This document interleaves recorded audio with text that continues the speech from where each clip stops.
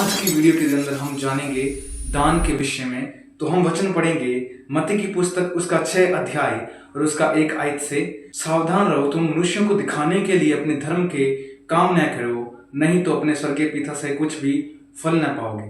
Hallelujah. यहाँ पे परमेश्वर के वचन में क्या लिखा है कि तुम सावधान रहो, तुम लोगों को दिखाने के लिए धर्म के काम मत करो। लोग, बहुत से लोग हैं जो ये दिखावा करते हैं कि हम धर्म के काम कर रहे हैं, हम तो बहुत बड़े विद्वान हैं, हम तो बहुत बड़े दानवान हैं।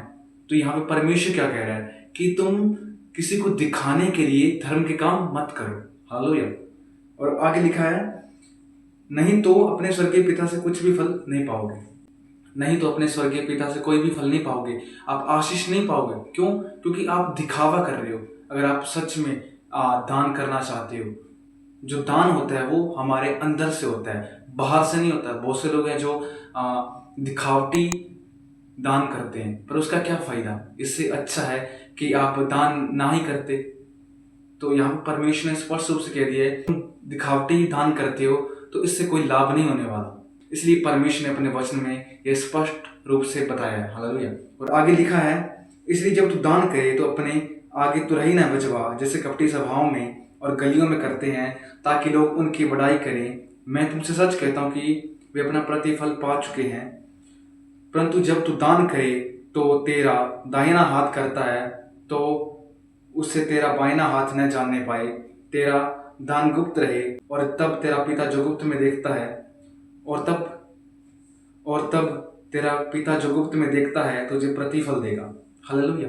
यहाँ पे परमेश्वर के वचन में क्या लिखा है कि अपने आगे तुरही ना बजवा। लोग हैं, बहुत से लोग हैं जो तुरही बजवाते हैं कि हमारी ही चर्चा हो कि हमने इतना ज्यादा दान दिया है, हमने ये किया है। परमेश्वर कहता है तुम्हारा दान क्या हो? गुप्त हो। तुम्हारा अगर एक हाथ दान कर रहा है तो दूसरे हाथ को पता नहीं चलना चाहिए कि इतना दान कर दिए। हालेलुया। सचमुच का दान होता है और इससे परमेश्वर तुम्हें आशीष भी देगा। और यहाँ पे लिखा है कि जैसे सभाओं में कपटी और गलियों में जो लोग ऐसा करते हैं वो अपना प्रतिफल पा चुके हैं। परमेश्वर ने कहा कि तेरा दान जो होगा वो गुप्त होना चाहिए। हालेलुया। वो दिखाने के लिए नहीं होना चाहिए। हालेलुया। इसका वचन कहता है कि तेरा दान है जो वो गुप्त रहे। हालेलुया। वो दिखाने के लिए नहीं हो, क्योंकि जो परमेश्वर गुप्त में देखता है वो तुझे प्रतिफल देगा। हालेलुया। हालेलुया। अगर हमें प्रतिफल चाहिए तो हमें गुप्त में दान देना जरूरी है। हालेलुया। अपने दिखावटी दान का कोई लाभ नहीं है। हालेलुया। हम एक और वचन पढ़ेंगे लूका की पुस्तक 6 अध्याय और उसका 38 आयत से।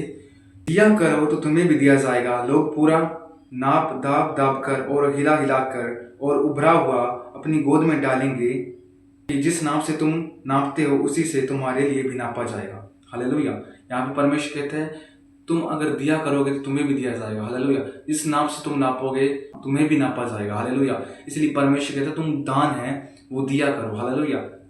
अगर दान दोगे तुम्हें तभी उसका प्रतिफल मिलेगा। हालेलुया। बहुत से लोग हैं जो दान देते हैं पर वो खुशी से नहीं देते। वो बहुत ज़्यादा इमोशनल होकर, बहुत ज़्यादा दुखी होकर दान देते हैं, कुड़कुड़ाकर दान देते हैं। तो उसके लिए हम एक और वचन पढ़ेंगे। तो हम वचन पढ़ेंगे 2 कुरिन्थियों 9 अध्याय और उसका 7 आयत से। तो उसमें लिखा है, जन जैसा मन में ठाने वैसा ही दान करे, न कूड़ कूड़ के और न दबाव से, क्योंकि परमेश्वर हाथ से देने वालों से प्रेम रखता है। हालेलुया। कि जैसा मन में ठान रखा है वैसा ही तुम्हारा दान होना चाहिए। हालेलुया। हम अगर कुड़ कर दान दे रहे हैं तो उसका कोई लाभ नहीं है। लिखा कि परमेश्वर जो है जो हर्ष से, खुशी से दान देते हैं उनसे परमेश्वर प्रेम रखता है। हालेलुया। इसलिए जो आपका दान होना चाहिए वो गुप्त होना चाहिए और आपको खुशी से दान देना चाहिए, कुड़ कर नहीं दान देना चाहिए। हालेलुया। इसलिए जितने भी मसीह लोग हैं इस बात को जरूर समझें। और आई होप कि इस वीडियो के द्वारा आपको बहुत कुछ सीखने को मिला होगा। तो आप ऐसे ही वीडियोस के लिए हमारे चैनल को भी सब्सक्राइब कर लें, ताकि ये वीडियोस के द्वारा ही और भी लोग बचाए जाएं। तो परमेश्वर आप सभी को ब्लेस करे, आशीष करे। सभी को जय मसीह।